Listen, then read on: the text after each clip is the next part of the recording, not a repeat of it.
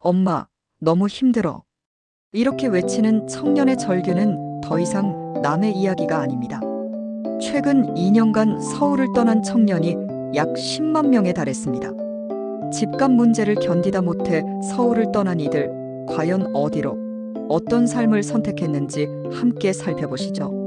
서울시 청년 통계에 따르면 2022년부터 2023년까지 약 99,395명의 청년이 서울을 떠났습니다. 이는 경남 밀양과 같은 지방 도시 하나가 사라진 것과 비슷한 규모입니다. 특히 20대는 학업이나 취업을 위해 서울로 많이 들어오지만 30대는 오히려 떠나는 비중이 더 높았습니다. 2024년 통계청 자료에 따르면 서울 전체 인구 이동 순유출의 58%를 30대가 차지했으며 이는 2014년 당시 44%보다 상승한 수치입니다. 서울을 떠나는 이유로 가장 많이 꼽히는 것은 주택 바로 높은 집값 때문입니다.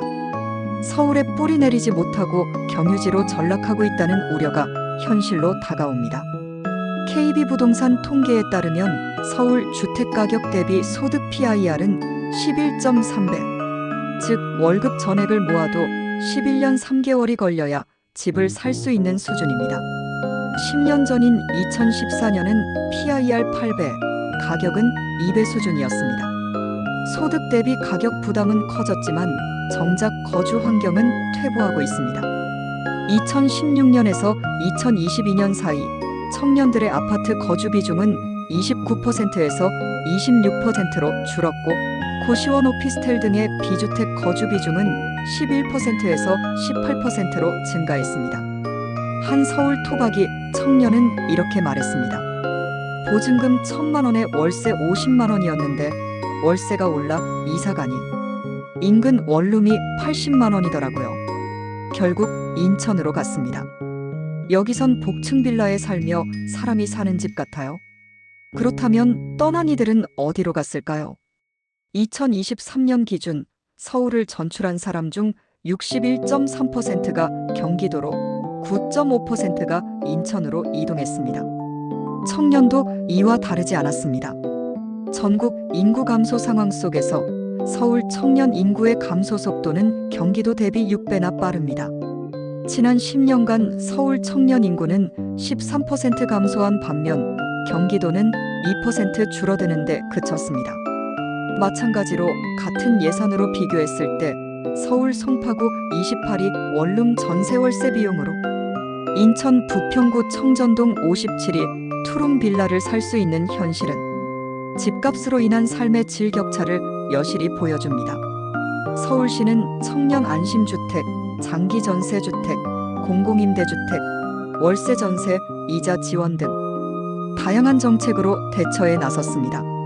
청년 안심주택은 2020년부터 2025년 6월까지 총 25,260호가 준공되었고 올해 1차 모집 평균 경쟁률은 무려 146대 1에 달했습니다. 하지만 예산과 공급 물량은 여전히 수요를 따라가지 못하고 있습니다. 2025년 준공 예정 물량은 약 8,050가구, 반면 2026년 이후는 단 2,000호 수준에 그칠 것으로 보입니다.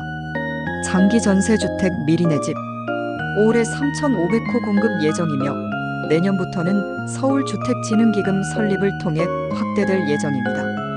월세 지원 정책을 보면 자녀가 있는 무주택 가구에 대해 2년간 최대 720만 원을 지원하는 제도가 올해 시행되었습니다. 전문가들은 30대가 감당할 수 있는 서울 내 주택이 부족한 상황에서 많은 청년이 수도권 외곽 또는 신도시로 이동한다며 공급 부족이 해소되지 않으면 이 악순환은 끝나지 않을 것이라고 지적합니다. 조선일보에 따르면 서울 청년 순유입 인구는 2022년 약 3만 1,551명에서 2024년 약 1만 5,420명으로 반토막이 났습니다. 청년 사업자 수 역시 큰 폭 감소하고 있습니다. 올해 1분기 30세 미만 청년 사업자는 약 35만 4,672명으로 작년보다 26,247명 줄어든 것으로 나타났습니다. 공공임대주택 관련 유튜브 채널 아영인의 행복주택 구독자 수가 60만여 명에 달하고 관련 영상이 100만 뷰를 넘는 콘텐츠도 많습니다.